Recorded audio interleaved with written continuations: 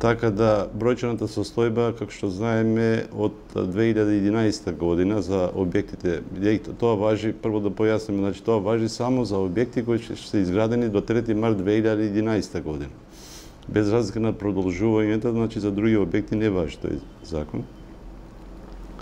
Значи тогаш беа доставени 9306 барања за легализација, од кои до завршување на продолжувањето рокот за дополнување и комплетирање на документацијата, значи до 31 беа поднесени 5046 елаборати.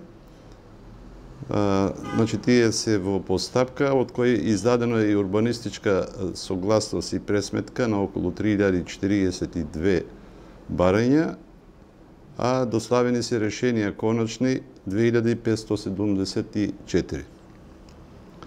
По првото продолжување на законот во 2015-2016 година, значи тогаш беа поднесени 2306 нови барања, од кои има доставено до ден денес, односно до 31 не беше крајниот рок, 956 елаборати, за кои се изработени и издадени урбанистички согласности на 239 барања и издадени решенија 195.